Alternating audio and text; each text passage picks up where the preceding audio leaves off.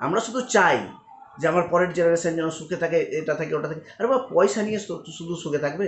তোমাকে পরিবেশও তো বাঁচাতে হবে। পরিবেশ না বাঁচালে তুমি সুখে থাকবে কিভাবে? মাস্টার মশাই চ্যানেলের আজকের দশম শ্রেণীর ভিডিওতে তোমাদের সকলকে স্বাগত। আজ আমরা পরিবেশের জন্য ভাবনা চ্যাপ্টারটির দ্বিতীয় পার্ট পড়ব। আজ আমরা আলোচনা করব ওজোন লেয়ার বা ওজোন স্তর সম্পর্কে। ওজোন স্তরটা কি না, আমাদের পৃথিবী তার প্রথম যে বায়ুমণ্ডলীয় স্তর সেটা কি, এর আগের দিন আমরা পড়েছিলাম, সেটা হলো ট্রোপোস্ফিয়ার, এবং তার উপরে রয়েছে স্ট্র্যাটোস্ফিয়ার। দেখো এই যে স্ট্র্যাটোস্ফিয়ারটা রয়েছে সেটা মোটামুটি কতটা উঁচুতে রয়েছে পৃথিবী থেকে? মোটামুটি এই 15 কিলোমিটার থেকে শুরু করে উপরে 50-60 কিলোমিটার পর্যন্ত এই স্তরটি রয়েছে। এখানে এই যে ভূপৃষ্ঠ থেকে যদি আমরা ধরি, মোটামুটি 15 কিলোমিটার উপরে কে ট্রোপোস্ফিয়ার শেষ হয়ে যাচ্ছে, তারপর থেকে শুরু হচ্ছে স্ট্র্যাটোস্ফিয়ার।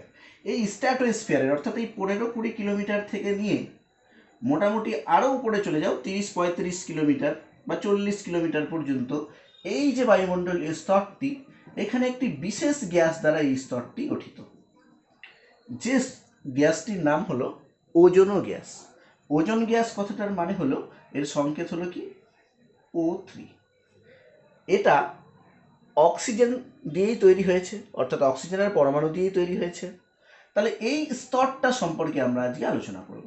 দেখো এই যে ওজোন স্তর, সেটা আসলে হচ্ছে আমাদের পৃথিবীটাকে একটা ছাতার মতো এটা রক্ষা করে। আচ্ছা, কি থেকে রক্ষা করে? আসলে দেখো, সূর্য থেকে নানান রকম রশ্মি আমাদের পৃথিবীতে আসে। এবার সূর্য থেকে যে নানান রকম রশ্মি আমাদের পৃথিবীতে আসে, তার মধ্যে একটা তোমরা সবাই জানো যে একটা রশ্মির নাম হচ্ছে আল্ট্রাভায়োলেট রে বা অতি বেগুনি রশ্মি। আসলে অতি বেগুনি রশ্মিটাও সূর্যের আলোর সাথে মিশে থাকে, বিভিন্ন তার যে স্পেকট্রামটা আছে, আলোর স্পেকট্রাম, সেখানে অতি বেগুনি রশ্মিও আছে। এবার এই অতি বেগুনি রশ্মিটা কি হয়? এই ওজোন স্তরের দ্বারা শোষিত হয়, বা এই যে ওজোন স্তর আছে এর দ্বারা শোষিত হয়। এ কেন শোষণ করে? আসলে দেখো, অতি বেগুনি রশ্মি বা আল্ট্রাভায়োলেট রে এই স্তরটাতে এসে এখানে থাকা প্রচুর অক্সিজেনের যে অণুগুলো আছে সেগুলোকে ভেঙে দেয়। মানে এখানে প্রচুর পরিমাণে কি আছে? O2 আছে। এইটাকে সূর্য থেকে আসা অতি বেগুনি রশ্মি ভেঙে দেয়। আচ্ছা, অতি বেগুনি রশ্মিকে আবার সংক্ষেপে আল্ট্রাভায়োলেট রে, আমি তাই সংক্ষেপে লিখছি ইউভি। ইউভি মানে অতি বেগুনি রশ্মি, ঠিক আছে? এবার দেখো, এই যে অক্সিজেনের একটা অণু কি নিয়ে গঠিত? দুটো অক্সিজেনের পরমাণু নিয়ে তৈরি বা গঠিত। এবার যখন সূর্য থেকে আসা অতিবেগুনি রশ্মি এই অক্সিজেনকে আঘাত করছে, তখন অক্সিজেনটা কি হচ্ছে? দুটো অক্সিজেন মানে অক্সিজেনের অণুটা দুটো অক্সিজেন পরমাণুতে ভেঙে যাচ্ছে, এবং সেখানে আরো প্রচুর পরিমাণে এই ওজোন স্তরে কি আছে? অক্সিজেন আছে। তাহলে অন্য কোনো একটা অক্সিজেন অণু কি করছে? এই যে ভেঙে গেছে যে তোমার গিয়ে একটা অক্সিজেন পরমাণুতে, সেইটার সাথে যুক্ত হয়ে যাচ্ছে। আবার অন্য কোনো একটা অক্সিজেন অণু কি হচ্ছে? এই ভেঙে যাওয়া এই অক্সিজেনটার সাথে, অক্সিজেন পরমাণুটার সাথে যুক্ত হয়ে যাচ্ছে। তাহলে এইভাবে কি হচ্ছে? O2 আর O মিলে O3 বা ওজোন গ্যাস তৈরি হচ্ছে। এটা নিরন্তর চলতেই থাকছে, চলতেই থাকছে, চলতেই থাকছে। এইভাবেই আসলে ওজোন স্তরটা তৈরি হয়েছে। ওজোন স্তরটা মোটামুটি এইখানটাতে অনেকটা পুরু। তাহলে কতটা? মোটামুটি এখানে 15 কিলোমিটার থেকে শুরু করে 30-35 কিলোমিটার পর্যন্ত ভূপৃষ্ঠ থেকে উচ্চতা পর্যন্ত এই ওজোন গ্যাস স্তরটা রয়েছে। এই ওজোন গ্যাসটা তাহলে কি করছে?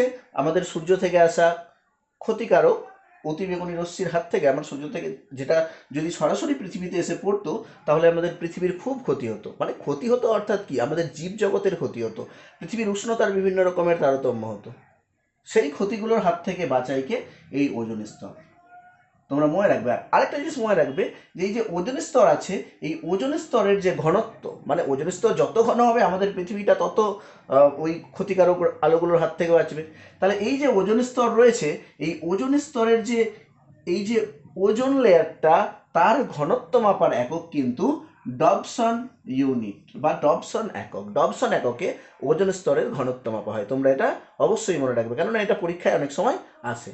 তাহলে এটুকু পরিষ্কার বোঝা গেছে যে অক্সিজেনগুলো ভেঙে ভেঙে আমরা অক্সিজেনগুলো আলট্রা ভায়োলেট রশ্মির দ্বারা বা অতিবেগুনি রশ্মির দ্বারা ভেঙে ভেঙে প্রথমে অক্সিজেনের পরমাণু তৈরি হচ্ছে, এবং সেগুলো আবার অন্যান্য অক্সিজেন অণুর সাথে ওই পরমাণুগুলো যুক্ত হয়ে হয়ে ওজোন গ্যাস, এই O3টাকেই ওজোন গ্যাস বলা হয়। ঠিক আছে, এটুকু তাহলে বোঝা গেছে। কিন্তু আমরা তো বুঝলাম যে এই ওজোন স্তরটা আমাদের পৃথিবীকে রক্ষা করছে অতিবেগুনি রশ্মির হাত থেকে।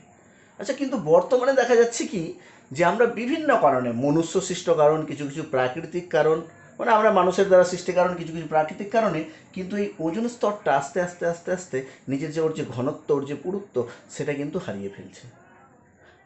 কেন হারাচ্ছে?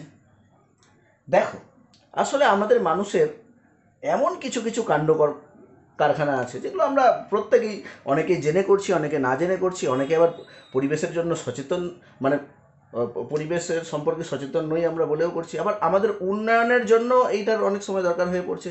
আমরা কি করছি, আমরা প্রচুর হারে ক্ষতিকারক কিছু এমন কেমিক্যাল বা এমন কিছু গ্যাস আমরা ব্যবহার করছি আমাদের নিত্য প্রয়োজনীয় জিনিসের মাধ্যমে, যেখান থেকে কিন্তু এই ওজোন স্তরের খুব ক্ষতি হচ্ছে। যেরকম CFC বা ক্লোরিনেরই একটা ফর্ম, ক্লোরোফ্লুরোকার্বন, এই গ্যাসটা ওজোন স্তরের মারাত্মক ক্ষতি করছে। এটা আসলে আমাদের এই পৃথিবী পৃষ্ঠেই, আমাদের মনে করো ফ্রিজ, রেফ্রিজারেটর, এসি, এইসব জিনিসে, কিংবা আমরা আজকে দৈনন্দিন জীবনে যে সকল গাড়ি টাড়ি বিভিন্ন কিছু করছি, ওই সব প্রত্যেকটা জায়গায় মোটামুটি ওই প্রত্যেকটা জায়গা থেকে, বিভিন্ন কলকারখানা থেকে এই ক্লোরোফ্লুরোকার্বন গ্যাসটা কী হচ্ছে, নিঃসরণ হচ্ছে। এবার সেটা কি হচ্ছে, সেটা আবার পৌঁছে যাচ্ছে কোথায়, এই ওজোন স্তরে। আর ওজোন স্তরে গিয়ে এই ওজোনের যে অণু, ওজোন গ্যাসের যে আমাদের অণুগুলো আছে, সেগুলোকে কী করছে, ভেঙে দিচ্ছে। এবং ভেঙে দিচ্ছে মানে, এবার তোমরা বলতেই পারো যে ভেঙে দিচ্ছে তো কী হয়েছে, আবার তো তৈরি হয়ে যাচ্ছে।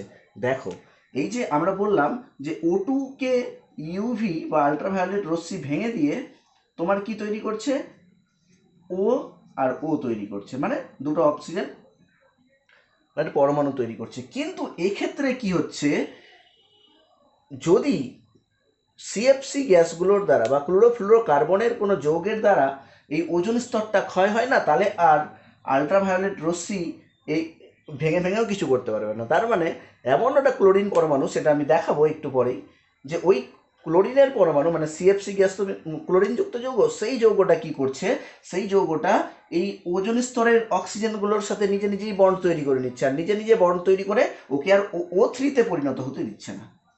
তার মানে এরকম নয় যে ওখান থেকে O3টা চলে, মানে একদমই পুরোপুরিভাবে অক্সিজেনকে অমিট করে দিচ্ছে না, ওরা নিজে গিয়ে ওই এই যে ওগুলো ভাঙছে না, ওগুলোর সাথে নিজে বন্ধুত্ব বানিয়ে নিচ্ছে, কি ক্লোরিনযুক্ত যৌগগুলো।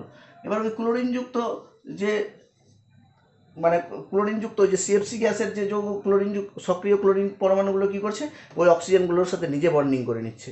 এতে করে হচ্ছে কি, অক্সিজেন ওখানে আর ওজোন গ্যাস তৈরি করতে পারছে না, অক্সিজেনটা ওখানে আর ওজোন গ্যাস তৈরি করতে পারছে না। যার ফলে কী হচ্ছে, আস্তে আস্তে আস্তে আস্তে স্তরটা অনেক জায়গায় ক্ষয় হচ্ছে। কোথাও কোথাও তো এমন হয়েছে যে যেখানে এতটাই পাতলা হয়ে গেছে, বিশেষ করে যদি তুমি মেরু প্রদেশে দেখো, মেরু প্রদেশের এই যে তোমরা শুনছো যে বরফ গলতে শুরু করছে, কেন, ওখানে আসলে এই যে ওজোন স্তরটা সেটা খুব পাতলা।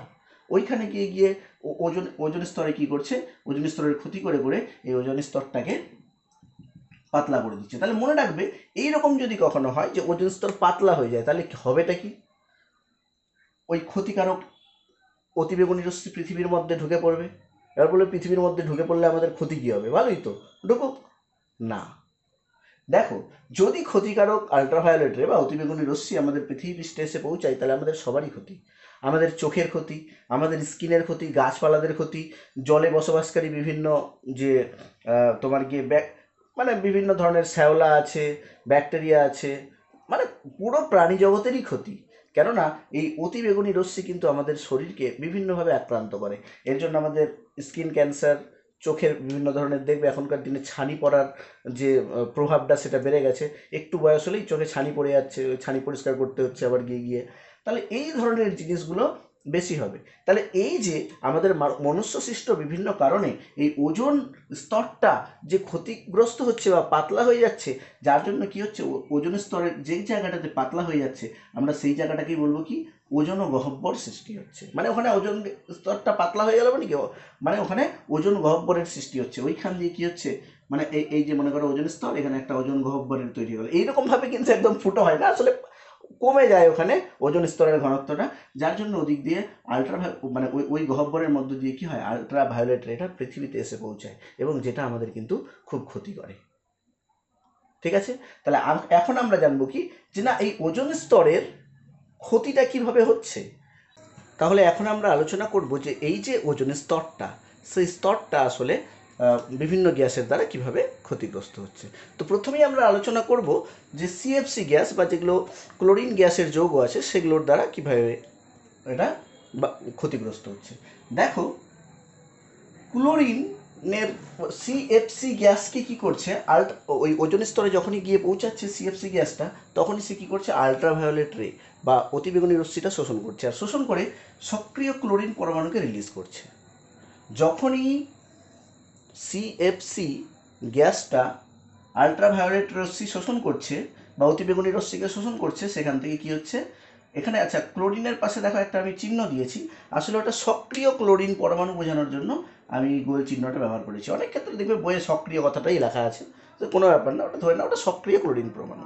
এবার এই সক্রিয় ক্লোরিন পরমাণুটা কি করছে, অন্য একটা ওজন গ্যাসের অণুর সাথে যুক্ত হয়ে কি করছে বলতো, এই ক্লোরিন মনোক্সাইড আর অক্সিজেনের অণুতে ভেঙে দিচ্ছে। তাহলে দেখো এখানে কি করলো, এই সক্রিয় যে ক্লোরিনের পরমাণুটা সে কি করলো, ওজনকে ভেঙে দিল, ভেঙে দিয়ে নিজে এই যৌগটাতে এর সাথে প্যাচ আপ করে নিল এবং অক্সিজেন। তাহলে কথা হচ্ছে, এবার তুমি বলে অক্সিজেন তো তৈরি হয়েছে, ভালোই হয়েছে। একটা কথা ভাবো, ওখানে ওজন গ্যাসেরই ক্ষমতা আছে কিন্তু আল্ট্রাভায়োলেট রেকে শোষণ করার, অক্সিজেনের কিন্তু নেই। তো ব্যাপারটা বুঝতে পারছো? এইরকমভাবে আবার কি হচ্ছে, এইটা আবার একটা O3কে মানে একটা ওজন গ্যাসকে ভাঙছে, এটাও সক্রিয় থাকছে, ওটা আবার একটা ওজন গ্যাসকে ভেঙে তখন কি তৈরি করছে, আবার একটা ক্লোরিন পরমাণু তৈরি করছে, মানে দুটো তখন অক্সিজেন অণু তৈরি করে দিচ্ছে, আর আবার একটা সক্রিয় ক্লোরিন, এ আবার ভাঙছে, এ আবার ভাঙছে, এইভাবে প্রক্রিয়াটা, এই যে ক্লোরিনটা সক্রিয় আবার ভাঙছে, আবার ভাঙছে, এইভাবে চলতেই আছে চলতেই আছে চলতেই আছে। তার মানে ওরা কি করছে, ওজন গ্যাসটাকে ভেঙে ভেঙে ভেঙে ভেঙে নিজে ওর সাথে হয় যৌগ গঠন করছে, না হলে ওকে ভেঙে অক্সিজেনে পরিণত করছে। আমার ওখানে অক্সিজেন চাই না, আমার ওখানে চাই ওজন গ্যাস। তাহলে ক্ষতি হচ্ছে, কেননা এটা তো একটা প্রক্রিয়া। আবার আগের প্রক্রিয়ায় যখন ওজন গ্যাস আস্তে আস্তে আস্তে আস্তে আস্তে তৈরি হবে, সেটাও একটা প্রক্রিয়া। সক্রিয় ক্লোরিন পরমাণুগুলো সেগুলো দেখা যাচ্ছে লক্ষ লক্ষ তোমার গিয়ে ওজন গ্যাসের অণুকে ভেঙে ফেলছে। তাহলে ওজন স্তরের ব্যাপক ক্ষতি হচ্ছে।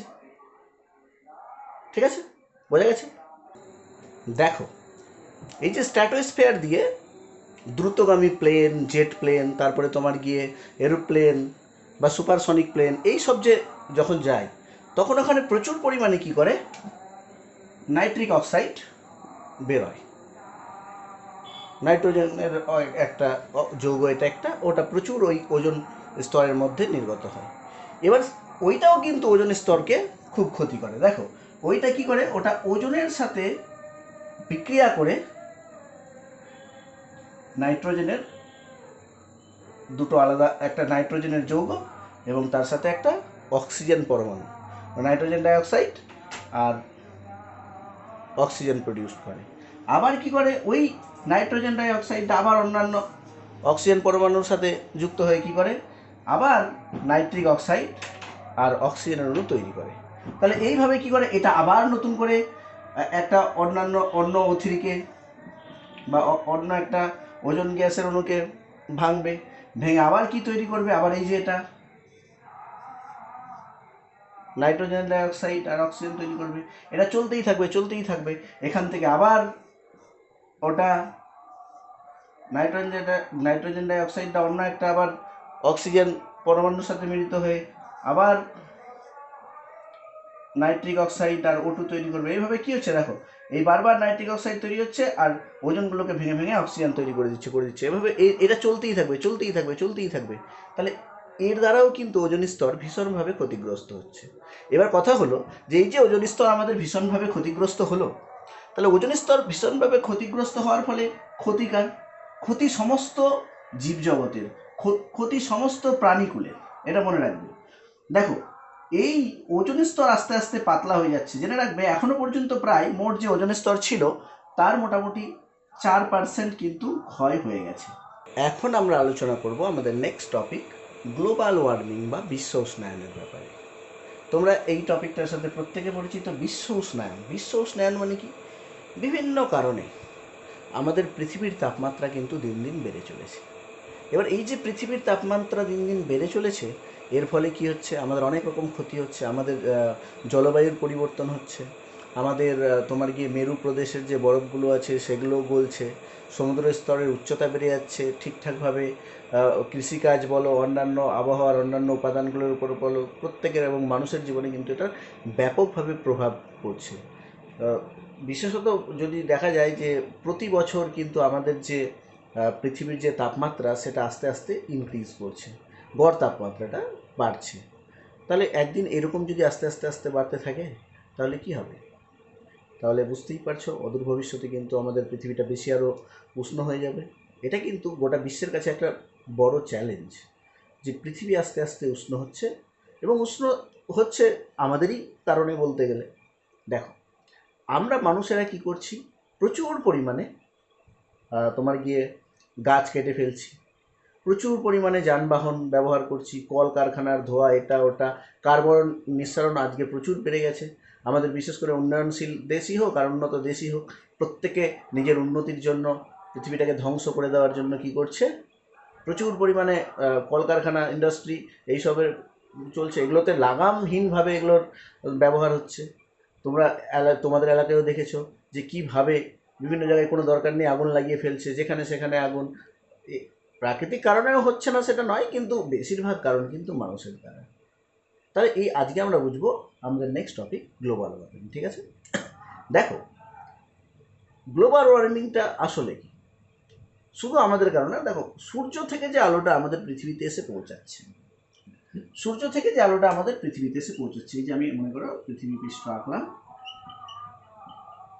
এবার আমাদের তো বায়ুমণ্ডলের বিভিন্ন স্তরগুলো আছে, এবং সব থেকে নিচের স্তর ট্রোপোস্ফিয়ার। এবার দেখো সূর্য থেকে যে আলো আসছে, এক কথায় সূর্য থেকে যে আলোটা আসছে, সেই আলোটা কিন্তু সহজেই আমাদের পৃথিবী পৃষ্ঠে এসে বিভিন্ন ক্ষুদ্র তরঙ্গ দৈর্ঘ্য, বৃহৎ তরঙ্গ দৈর্ঘ্যের বিভিন্ন আলো এসে আমাদের পৃথিবী পৃষ্ঠে পড়ছে, এবং পৃথিবী পৃষ্ঠটাকে প্রথমে উত্তপ্ত করছে। এবার পৃথিবী পৃষ্ঠটাকে উত্তপ্ত করার পরে হবে কি? পৃথিবী পৃষ্ঠটা আগে উত্তপ্ত হবে, তারপরে পৃথিবী পৃষ্ঠের পাশের যে গ্যাসগুলো থাকবে সেগুলো উত্তপ্ত হবে।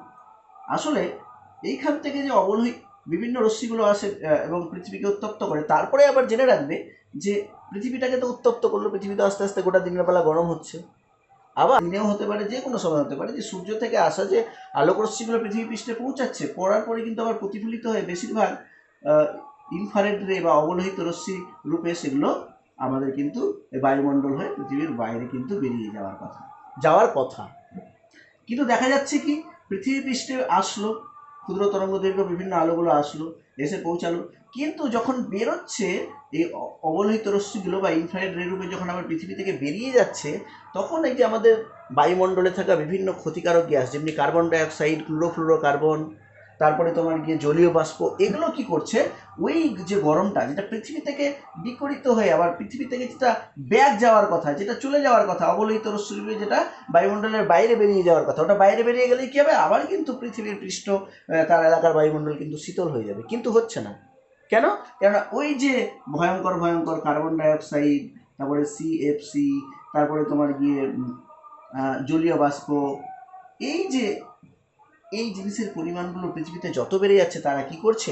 যে রশ্মিটা এখান থেকে বিকরিত হবে সেইটাকে শোষণ করে ফেলছে, এবং শোষণ করে কি করছে? ওরা বায়ুমণ্ডলটাকেই গরম করে রেখে দিচ্ছে, মানে বেরোতেই দিচ্ছে না। অবলোহিত রশ্মিটা বা ইনফ্রারেড রে যে যেটা বেরিয়ে যাবে বিকরিত হয়ে পৃথিবী থেকে, যেটা পৃথিবী থেকে বাইরে বেরিয়ে আবার মহাশূন্যে ফিরে যাবে, ওই মহাশূন্যে ফিরে যেতে পারছে না। তাহলে কি হচ্ছে? এই এলাকাটা গরম হয়ে যাচ্ছে। আরেকবার বলছি, ভালো করে শোনো মন দিয়ে। সূর্য থেকে যে রশ্মিগুলো আসে, সেই রশ্মিগুলো সহজেই পৃথিবী পৃষ্ঠকে উত্তপ্ত করে, কিন্তু উত্তপ্ত করার পরে কি হয়? ওটা আবার, এগুলো কিন্তু যেগুলো আছে ওগুলো সব ক্ষুদ্র তরঙ্গ দৈর্ঘ্যের রশ্মি। এবার সেগুলো আবার এখান থেকে কি হয়? এখান থেকে আবার অবলোহিত রশ্মি রূপে বা ইনফ্রারেড রে রূপে এই পৃথিবী থেকে বেরিয়ে যেতে চায়। এবার বেরিয়ে যাবে কোথায়? বেরিয়ে গিয়ে আবার মহাশূন্যে কিন্তু বিলীন হয়ে যাওয়ার কথা। কিন্তু এই কার্বন ডাইঅক্সাইড, ক্লোরোফ্লোরোকার্বন, জলীয় বাষ্প, আরও বিভিন্ন ধরনের নানা রকমের বিষাক্ত গ্যাস যেগুলো আমাদের বায়ুমণ্ডলে এখন বর্তমানে সভ্যতার বিকাশের সাথে সাথে বেড়ে চলেছে, সেগুলো কি করছে? সেই যেটা রশ্মি বাইরে বেরিয়ে যাওয়ার কথা অবলোহিত রশ্মি রূপে বা ইনফ্রারেড রশ্মি রূপে, তারপরেই পৃথিবীটা ঠান্ডা হয়ে যাওয়ার কথা, পৃথিবীর বায়ুমণ্ডল ঠান্ডা হয়ে যাওয়ার কথা, সেই রশ্মিটাকে বেরোতেই দিচ্ছে না, এরা সব শোষণ করে রেখে দিচ্ছে। এবার শোষণ করে রাখলে কী হবে? ওরা তাপ ধরে বসে আছে, তখন কি হবে? এই তাপ ধরে বসে থাকলে কী হবে? পৃথিবীর পৃষ্ঠটাই গরম হয়ে যাবে। শুধু পৃথিবী পৃষ্ঠ না, পৃথিবীর বায়ুমণ্ডলটা গরম হয়ে যাবে। এই যে দেখো দরদর করে ঘামছি, গ্লোবাল ওয়ার্মিং। তাহলে গ্লোবাল ওয়ার্মিং আর কিছুই নয়, আমাদের এই বায়ুমণ্ডলেরই একটা ঘটনা, যার জন্য আমাদের আস্তে আস্তে পৃথিবীর উষ্ণতাটা দিন দিন কী হয়েছে? বেড়ে চলেছে। এবার এই গ্লোবাল ওয়ার্মিংয়ের ফলে কি হবে বলো তো? গ্লোবাল ওয়ার্মিং আস্তে আস্তে যেভাবে বাড়ছে, মেরু প্রদেশের বরফ গলছে, পৃথিবীতে তোমার গিয়ে সমুদ্রের স্তর বাড়তে আছে আস্তে আস্তে। এটার কৃষিকাজ বলো, জলবায়ু বলো, আবহাওয়া বলো, প্রতিটাতে বিভিন্ন প্রচুরভাবে তোমার গিয়ে প্রভাব ফেলছে। তাহলে এই বিশ্ব উষ্ণায়ন কিন্তু আজকে গোটা বিশ্বের কাছে একটা মারাত্মক সমস্যা। তাহলে এটা থেকে উদ্ধার পেতে গেলে কী করতে হবে আমাদের? তোমরা প্রত্যেকেই জানো, গাড়ির ব্যবহার কমাতে হবে, গাছ লাগাতে হবে প্রচুর পরিমাণে। আমরা মানুষই জানো এমন একটা জাতি যারা নিজের ধ্বংসটা নিজের ক্ষতিটাকে নিজে ডেকে আনছি। আমরা সবসময় চাই আমাদের ছেলে পেলে বা পরের জেনারেশনটা ভালো হোক, কিন্তু আমরা নিজেরা এমন কোনো কাজই করি না যেন আমাদের পরের জেনারেশনটা ভালো হতে পারে। আমরা শুধু চাই যে আমার পরের জেনারেশন যেন সুখে থাকে, এটা থাকে ওটা থাকে। আরে বাবা, পয়সা নিয়ে শুধু সুখে থাকবে? তোমাকে পরিবেশও তো বাঁচাতে হবে। পরিবেশ না বাঁচালে তুমি সুখে থাকবে কিভাবে? ঠিক আছে, কথা বলতে পড়ানোর সময় আমাদের এই কথাগুলো আলোচনা হতে থাকবে। আজকে আমরা পরিবেশের জন্য ভাবনা চ্যাপ্টারটার সেকেন্ড পার্ট শেষ করলাম। এরপরে আরেকটা পার্ট শুধু লাগবে, তাহলেই আমাদের প্রথম চ্যাপ্টার কিন্তু শেষ হয়ে যাবে। দেখো, আমি তোমাদের বড় বড় ব্যাপারগুলো কভার করছি এবং সহজভাবে বোঝানোর চেষ্টা করছি। তোমাদের যদি কোনো রকমের অসুবিধা হয় অবশ্যই আমাকে কমেন্টের মাধ্যমে জানাবে, আমি আরও ভালো করে ভিডিও তৈরি করার চেষ্টা করবো। বুঝতেই পারছো আমি অনেক দিন ধরে এইসব ইসের সাথে তো আমরা অভ্যস্ত না।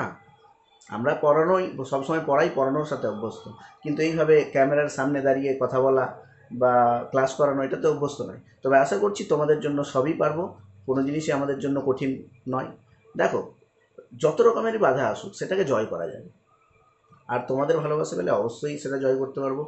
যদি তোমাদেরকে আমাদের ভিডিওটা ভালো লেগে থাকে তাহলে অবশ্যই লাইক করবে এবং সবার কাছে পৌঁছে দেবে, বন্ধুদের কাছে। যাদের যাদের এই ভিডিওটা দেখলে সাহায্য হতে পারে সবার কাছে পৌঁছে দাও। দেখা হচ্ছে পরের ক্লাসে।